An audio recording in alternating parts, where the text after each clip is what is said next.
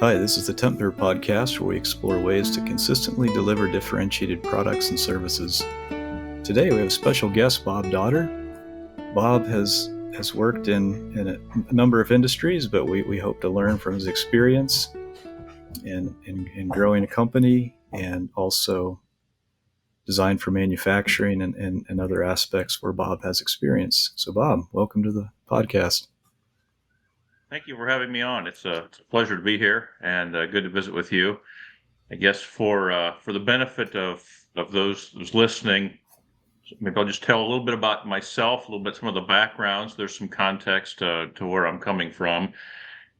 I have 30 years of experience, uh, both with design and manufacturing, and in fact, a lot of it a combination of design and manufacturing in a variety of different, very different backgrounds and work settings. I worked at Honeywell for a number of years, was a senior engineer there, where we worked on aerospace type design and manufacturing of aerospace products. So kind of get the very rigid, um, low risk environment that comes with an aerospace application. Also, I worked at a place called Parkway Manufacturing. We made exercise bikes. We made 3,000 exercise bikes a day. I had no idea that there were 3,000 exercise bikes sold every day, Mm-hmm. but there were. So that was a little higher volume, not overly complicated product, but one that had a variety of facets to it, a low risk just in terms of the complexity. And then another place I worked was Caron Products. We made laboratory equipment, a little bit more sophisticated, a lot of control systems controlling different um, environments that would create the pharmaceutical drugs that you and I take, whether it's the aspirins, the Tylenol, and doing those testing. So a lot of FDA regulations, very robust processes that are involved with there. So I think the picture to paint here is a little bit, not an expert, certainly have had a variety of experiences in a number of different applications and can see continuity, what's consistent, and then kind of some things that are different from application to application. So that's awesome. Actually, you have varied experience in very different fields at points. So I think, you might have seen different places, different ways of working. So what do you think what makes products and companies successful? That is a really, really good question, and I've actually tried to pay attention to that in my 30 years. Uh, I worked at one particular place, and the company was struggling. It was just struggling from a quality point of view, from a financial point of view. There was some strugglings. They hired a new general manager, and I was able to watch him turn this company around. It was about 800 employees, so it was, yeah, reasonably sized company, but still yet on the smaller side. And after he turned it around, I asked him personally. I caught him. I said, "Hey, I'd really like to know what do you say is the secret to your success? What did you do here? I mean, I watched you, but tell me what you did in your own point of view." And he looked at me and he said, "You know what?" He said, "It's all about the people." He said, "It's really about the people. You've got to work with the people, motivate the people, respect people, train them. You've got to give them have the people be your greatest asset." And that was early on in my career. And so as I've been able to work in different places, I've been able to see that's not the only ingredient, but certainly the people is very, very important. Um, and then, when you add people to it, you say, okay, so what kind of culture am I creating? Am I creating a culture that is trustworthy, one that is full of integrity, one that's very open? What type of culture do I have for these people? And then the respect and the value of people and their contribution. I remember one time was working. It was a very high profile place. We were working on a components that were going to go on satellites. Time was very sensitive, high dollar. This had big visibility nationally, and there was a problem with some contamination being on circuit boards. And the greatest minds were getting together and finally got down to the operator of this cleaning equipment, and she simply explained, well, I've seen that before. Here's how I solved it. And, somebody who maybe didn't have a lot of higher echelon in the company, but she was valued and she was able to solve this really complex problem. So, getting back to what makes companies successful, investing and utilizing the people regardless of where they're at within the company. Mm-hmm. Yeah, that's very interesting, and probably, as you observe these different settings, different sizes, different, finding that common thread, and truth is foundational. So to discover those is really, really interesting. So your last company, you were there for a long time, and it grew over those years. And what was that experience like? Great question. Yeah. So what grows the company? I guess I'd like to, if I can preface this with a story, because it's helped me frame my mind. I've worked for a lot of different people, worked for different companies, a lot of different cultures. And very early on in my career, one of the first jobs I had, I was just finished college, got a job shortly out of college. And, I was, I knew everything, right? Because I just went through college. And so that was kind of the perspective that I had. And little did I know how little I knew, which was one of life's lessons.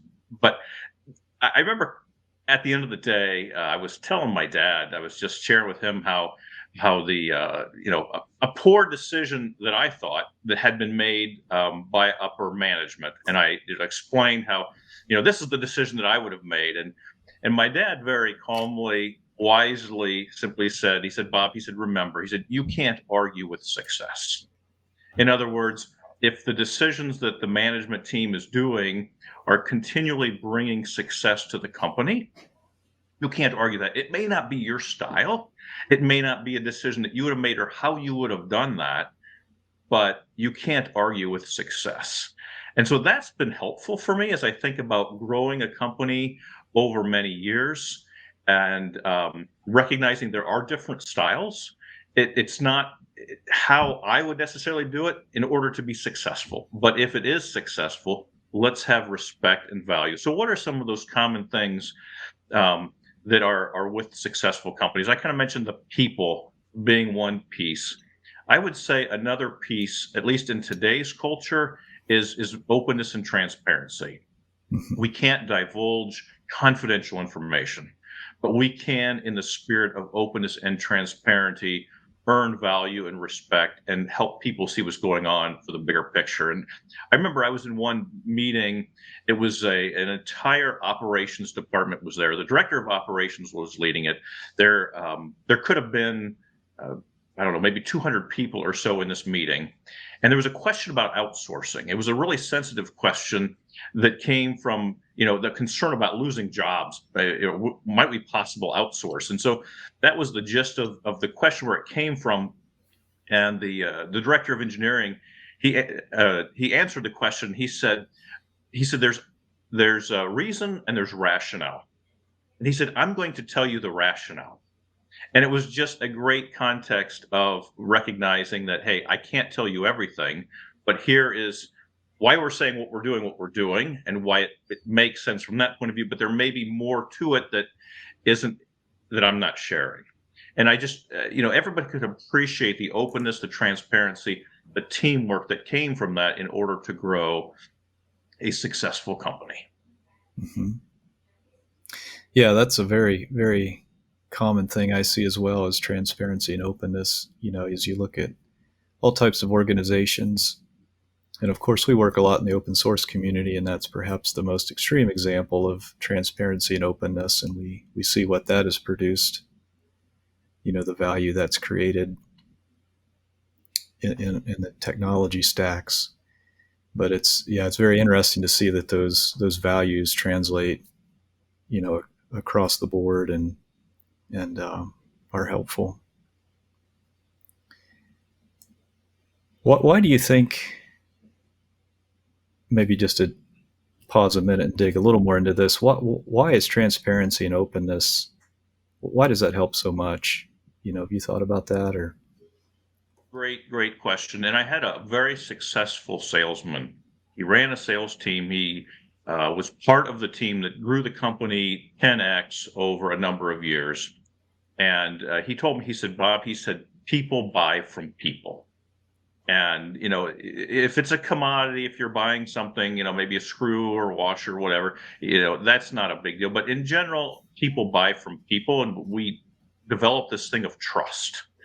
And transparency generates trust. And so I Mhm. think that's a key part of that. Um, why do people stay with a company? I've been told that's because of who they report to, and they're those directly around them, and the environment that they create. A positive environment does create that positive teamwork and enjoyment and stability. So I think the underlying things of loyalty and trust have a lot to do with that. Mhm. Certainly, yeah.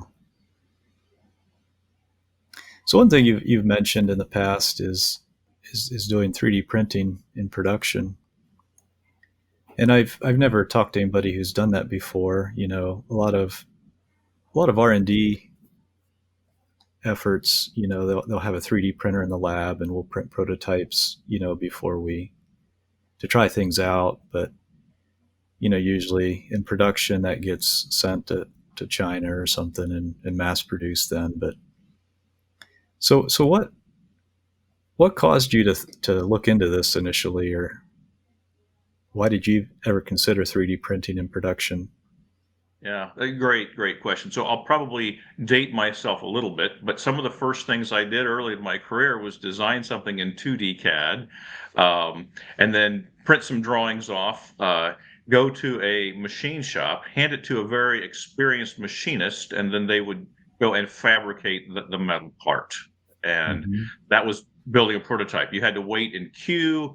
It took a fairly high level of skill to know how to machine that part effectively, and what the tooling that was available, and the list goes on. It took a long time to go from I have an idea to let's see if that idea works.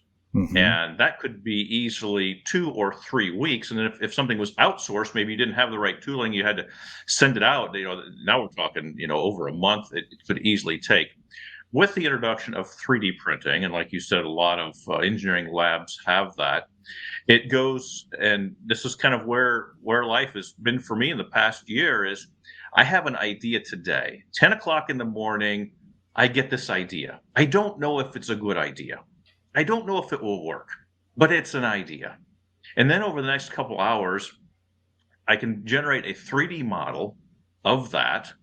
Before I leave for work that day, I can send it to the printer, and assuming that there's no big queue for the 3D printer, it'll print it overnight. I come in the morning and I take it off the printer, and I can test it.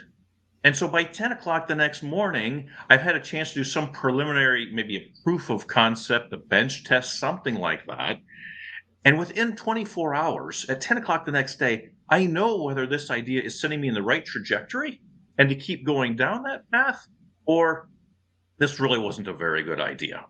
And so by being able to have an idea and very quickly within 24 hours, knowing if that's going down in the right path or not, is an amazing way to shorten cycle time, to get quick answers, and really enhance the development of engineering designs. Hmm. So you see iteration as a very important part of even mechanical design. Yeah, and I would say 3D printing. There's a couple things that can get us there, and one is maybe a classical. I'm going to 3D print a part, which in production could be a plastic, molded part, injection molding, or something like that. I mean, that's kind of one logical thought process. But I would even, we've used this well beyond that. And this may sound kind of crazy if you've never thought of this, but we would do a lot of sheet metal work.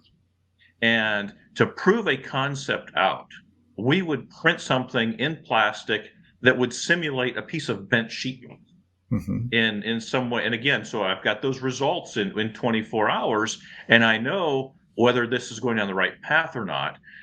And with some of the newer technologies, we can make strong 3D printed parts that will really simulate sheet metal. And that may be taking it to a little bit of an extreme, but I mean that's the reality of where we can live in today, and really enhancing the value of what 3D printing. We've been saying 3D printing. We can say additive manufacturing. What that brings to the table in very cost-effective rapid prototyping, and it's created an environment where the prototype is so cheap. We're talking maybe $1 for the filament.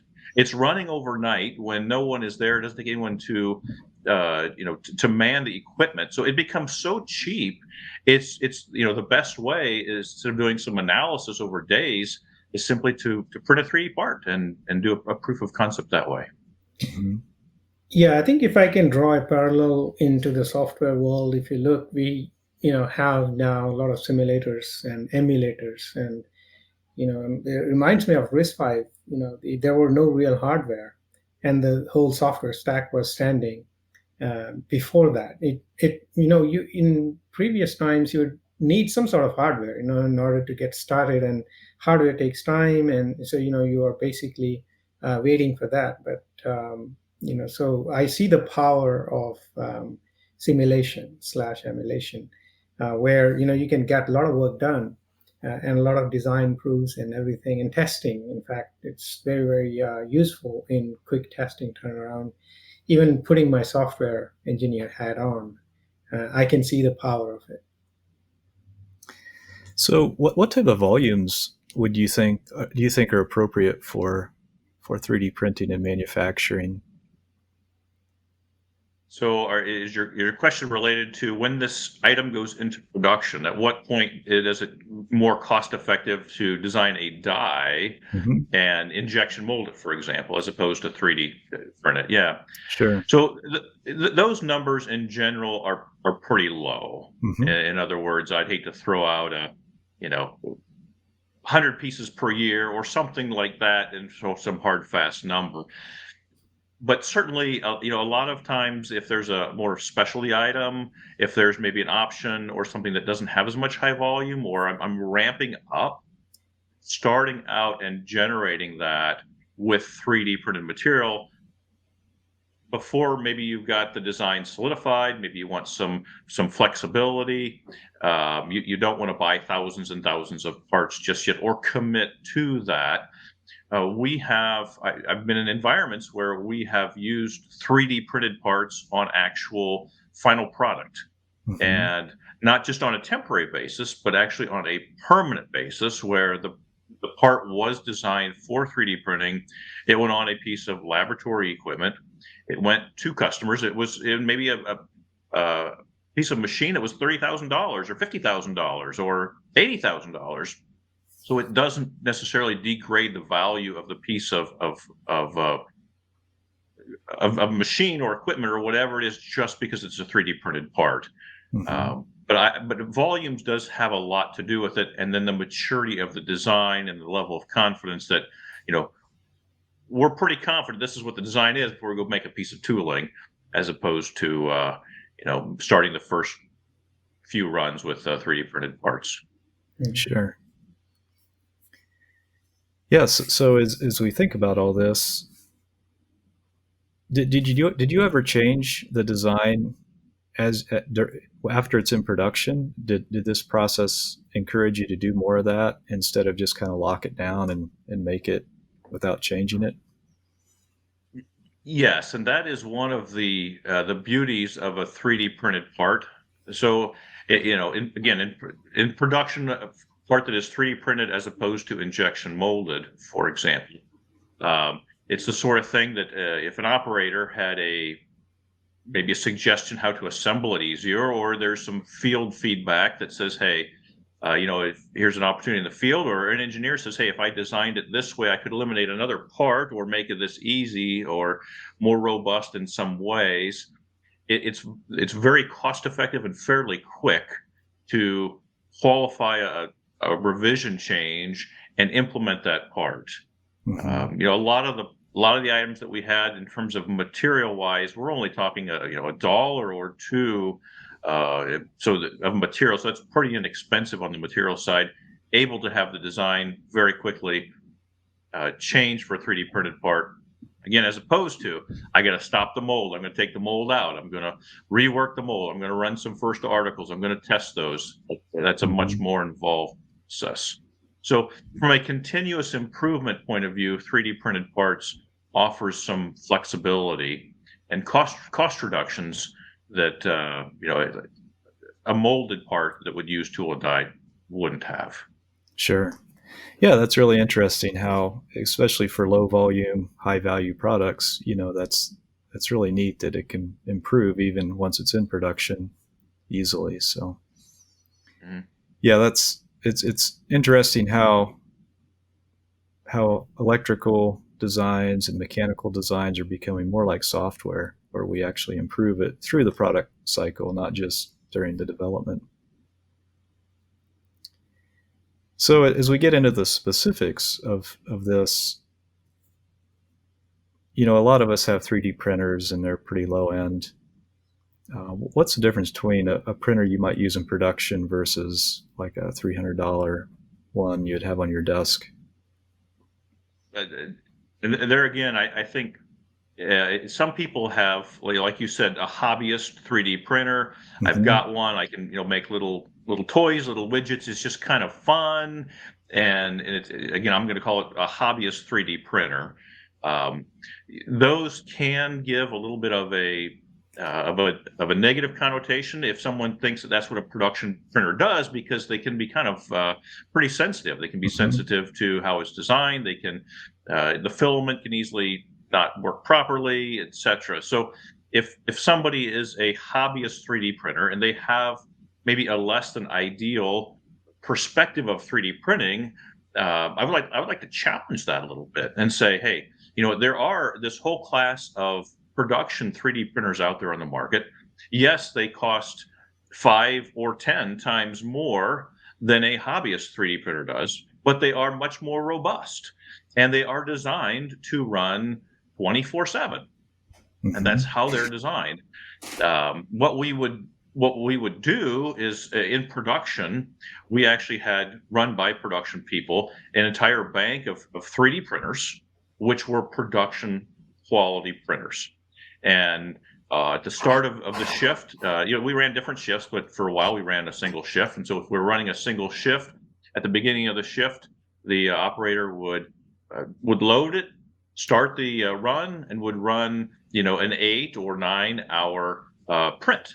And then at the end of the shift would remove that and run an overnight print. And so these 3D printers were running basically 24 hours a day, could be 7 days a week if someone came in the weekends to manage them. And they don't have problems, or they have very few problems, I should say. If they need to be maintained, they would run over and over. So yes, very clearly make a distinction between a hobbyist 3D printer that is a little finicky and a production 3D printer that is fairly robust and will run for week after week after week with minimal problem or no problem if it's properly cared for.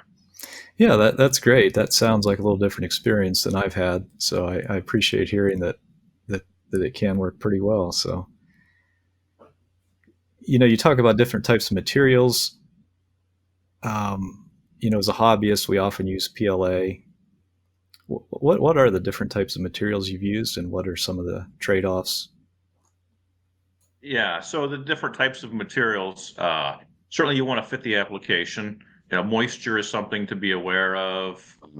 The stresses are something to be aware of. But I would say, one approach is to identify the 3D printer and then use the type of filament that works well with that printer, because a lot of times the production 3D printers are designed or are tuned to a particular line or class of filaments. There's a lot of settings that can go on to a 3D printer. What's the heat of the nozzle, and how, what's the feed rate, and all these different settings that can be set up. But a 3D printer that has a production level printer, someone has already gone through that at the manufacturer level and has run those and said, here are the optimal settings. We're going to recommend that you marry this 3D printer with this either series or class of filament. So getting that marriage is really helpful in having a robust printer. Mm-hmm. Now, with that, I will share just some personal experience. Don't want to send our listeners down just a particular, one path, but one path that I have seen that's very successful is that there is a type of 3D printer out there that prints on a nylon style proprietary filament. They have the manufacturer is called Mark Forged, and they have done a fairly good job both in hardware and software of making the filament match the printer. And so it's a fairly robust, if I call it a marriage again, the filament's fairly strong, and it's a nylon base type filament. So you still have some of the sensitivities to moisture to be aware of. Again, the dry filament tends to be far better for building up prints than anything that can get moisture in it. But that provides a very strong, robust 3D print setting. So have you ever printed metal or carbon fiber or anything like that? So I would answer that with two different avenues. One is there are some 3D printers out there that will actually print embedded in them metal. Mm-hmm. And so that's one that I have personal experience with, where it will put down, some layers of, I'll just use the example of nylon. So it'll print some layers of nylon, and then you select where in those layers to print a layer of metal. And the metal type it can print, Kevlar would be an example. There's different things, different types of metal. It's going to be a specific metal and there's specific melting temperatures that's set up for the piece of equipment. But yes, there are 3D printers out there that have two print heads to them, and it will have one print head dedicated to a metal embedment within the overall 3D printed piece. And so that can work fairly well. That does a nice job of really strengthening the part up. If you picture rebar in a piece of concrete, if you will, right? It doesn't take a lot of rebar in concrete to make the concrete really, really strong. And so that's what this does, to have that embedded metal inside. So that would be one element of metal in a 3D printer. The other piece is actually designing an entire part made out of metal and a 3D printed piece of metal. And that is something that I have experience designing with, particularly when you have forces that you need that have a metal. So you've got some strong forces. Maybe they're localized, whereas a piece of plastic can't handle that strong of localized forces. Maybe I need to have it fairly thin and strong, so I get that strength to weight ratio. We've always sent those out to a third party to have made, just because I've not had the pleasure of having one of those 3D printers in-house where it's all a 3D printed piece, but have had very, very good success with 3D printed parts that are entirely metal. Mm-hmm. Yeah, that's just hard to imagine. But yeah, that's, years ago we would just cast everything or machine it, but to actually be able to print metal seems pretty revolutionary. So do you have any other thoughts on design for manufacturing, things that people should consider if they're looking into printing parts? There's some basic things that you kind of, hear or see in blogs or different things like that. But I'll share a couple unique things that aren't necessarily obvious that might be of really interest or really, really powerful. And that is in a 3D printed part or any additive manufacturing part, you have the opportunity to embed some things in the part itself that can be really helpful. For example, you can embed the part number right in the part. That's not maybe obvious, but it can be really powerful. You're doing inventory. There's no question to what this part is now. I've got the part number embedded in it, and it didn't cost me anything more. In fact, in some cases, it costs less because it's less printing. So it's cheaper to put the part number in it, which is a really interesting perspective. And then in addition to the part number, another thing that can be really helpful is to print the revision, particularly if it's an environment where continuous improvement and we're very receptive to changing the part over time. Now I can embed not just the part number, but also the revision of that part number in the part. Very, very helpful, whether it's sorting, inventory time, etc. So those are just a couple things that are on the less obvious side that have been there in terms of some unique things for additive 3D printing benefits.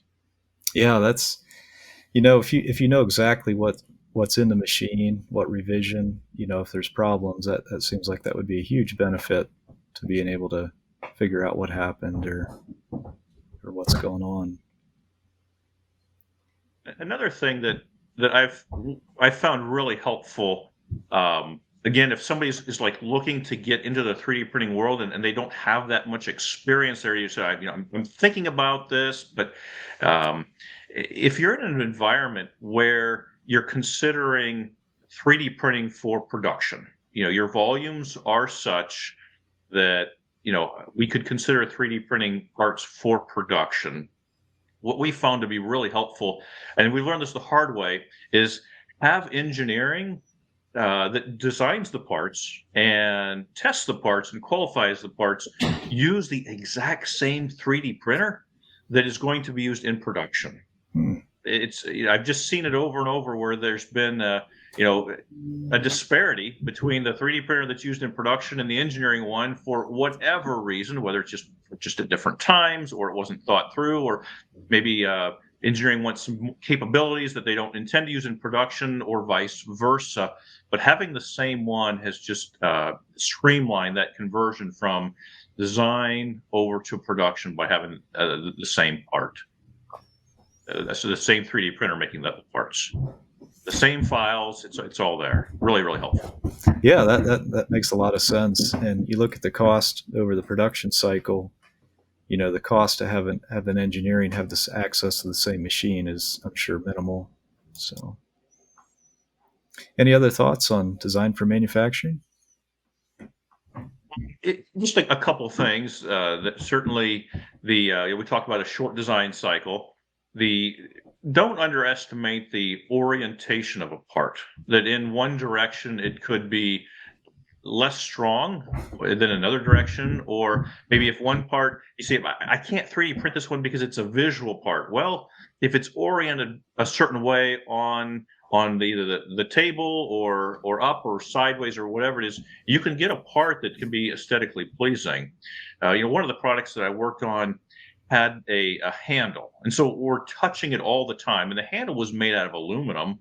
It was painted a particular paint color that was a bright orangish, maybe a little more on the yellow side, and it was just expensive in order to manufacture it. And so we said, can we 3D print this? And the biggest hurdle that we had in our minds was, okay, is it strong enough? All right, we think it is. And then this can be touched. Can I get a 3D printer to make the touch feel good enough to be similar to a piece of smooth aluminum that was painted?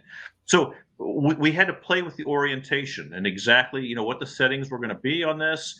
We orient it this way. What does the feel look like? And in the end, we were able to very successfully print these. It was a lower volume handle, 3D printed, and it had a very comfortable feel to it that wasn't rigidy and bumpy like a 3D printer with maybe not so much resolution to it can be. So, don't be intimidated by saying, maybe it won't work in this application. Certainly getting to know your 3D printer, your capabilities, orientations can play a big part in making it successful for an application, maybe not intuitively for a 3D printed part. Mm-hmm. Yeah, that's great that you can over time learn how to use it in ways that maybe aren't obvious up front.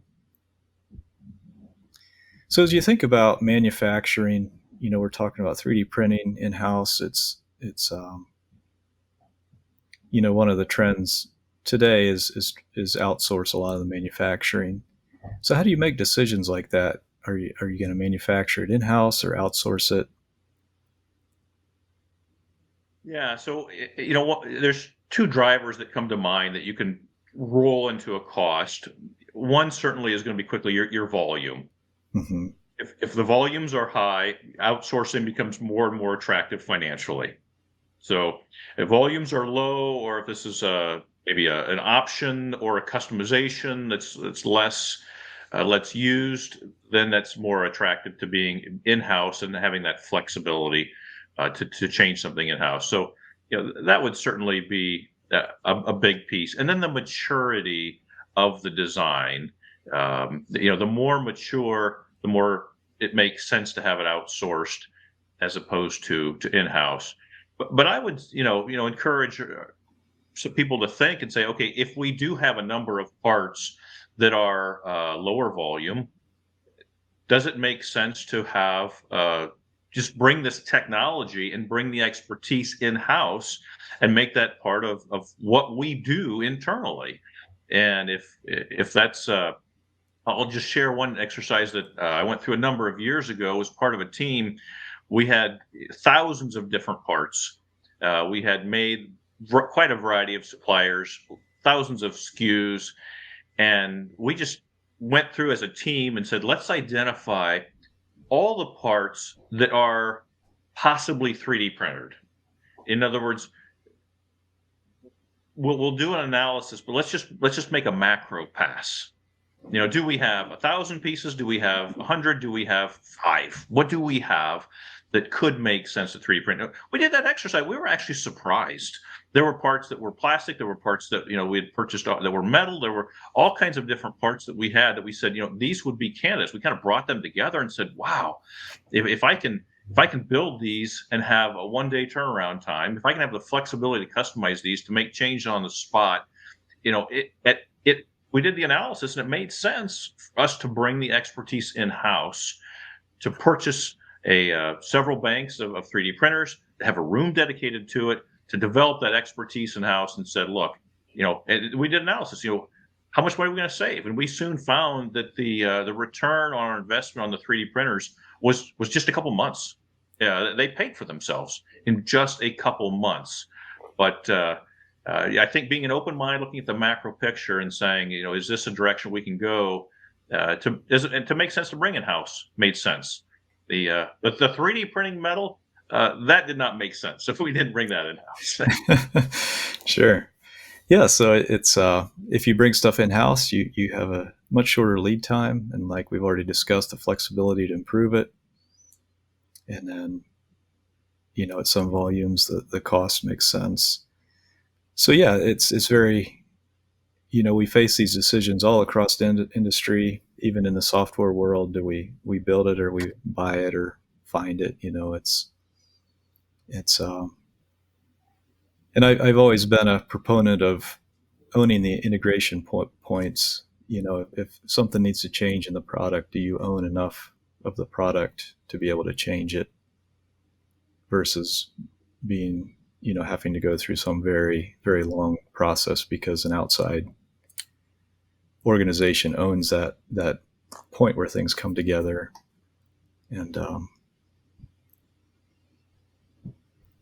yeah, there's a lot of value in that. So yeah, and one other application that maybe wasn't obvious to me initially, but as we got into the 3D printing more and more, realized the benefit was printing mounting for circuit boards. Mm-hmm. And we made lots of mountings, and we could run vibration tests, prototyping. We could see where things went, wire lengths and how it fit in the overall piece of equipment. So we got to the point where we did a lot of 3D printing for brackets, fixtures and things like that for circuit boards on prototype and first article items and for testing and things. So, that was an application where 3D printing and the circuit boards, the hardware, software kind of came together. It worked really, really well. Okay. So this would actually be the mounting for the circuit printed board?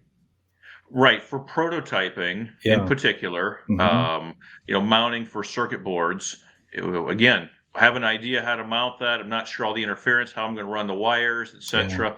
But I can, in a matter of 24 hours, print off a 3D printed bracket that can be all kinds of whatever shape I want it to be, and then do testing from that. So maybe the software, or the hardware, or who's ever going to go ahead and test the prototype can continue. Now we've got the piece of mounting complete. Sure. Yeah, it makes a big difference, for assembling a product, if the wires are easy to route and plug in, and yeah, that's good. So as we think about the technology landscape, do you've talked about the Markforged printers. Is there any new technology that you see or think people should be aware of in this space? Yeah, there's a lot of new technology on that is being used and is on the horizon. A lot of different ways to print it, trying a lot of cheaper ways. And again, I'm not going to come as an additive, manufacturing expert here, but I think there's a recognition of when that goes from, and I don't want to say hobbyist, but more of it's a specialty thing. The technology is not overly proven. It takes maybe a high level of skill to run and operate, to when it turns the corner and says, look, this is now mainstream production manufacturing. Once it does that, it kind of enters a new arena.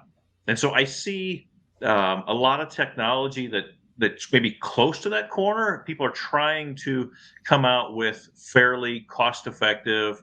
I'm not going to call them 3D printers because they call all kinds of additive printing equipments, but maybe they haven't quite come around the corner. Maybe they haven't been fully adopted mainstream. They don't have all that experience out there. So, there may be some things on the market that I'm not familiar with, but the last, investigation that we went through, nothing had just really burst through and said, this is now, full blown, add this to your manufacturing processes. And it's pretty simple to do. They're still on the infancy phase that, if you like being on the newest, the latest and greatest, and that's the sort of thing that excites you, sure, go ahead and try that out. But if you're more for the, I want somebody else to prove it out and then I'll use it once it's been proven, maybe wait just a little bit longer till the dust settles on some of that new technology.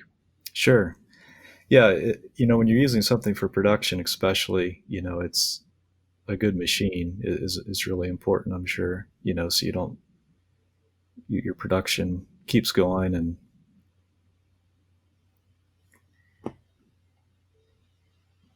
so anything else on the printing or manufacturing or DFM that comes to mind? Well, I don't know of how helpful this is, but some mistake that I've made myself, and that I've seen a lot of junior engineers coming into the workforce make, and I've seen this in both software as well as hardware, and even on mechanical things, is it's the newest and the latest and the greatest can be really, really exciting. Mm-hmm. And I've seen, young engineers, what maybe looks like, the latest technology, and you read the specs and they're fantastic in what they can do, but they haven't been proven out in the marketplace. They haven't gone through the rigors of life testing and things like that. And so I would just, maybe encourage a reflection. I'm speaking to myself as a younger engineer, but encourage a little bit more reflection before you create this new piece of software on an unproven platform, or embrace a hardware for embedded controls that is not for industrial use, it's for home use, or whatever that is. Just be mindful, because there's a lot to it. And it one aspect too is maintaining this. So these parts go out in the field, whether it's just embedded controls, whatever it might be, and 4 years down the road, somebody's got to maintain that.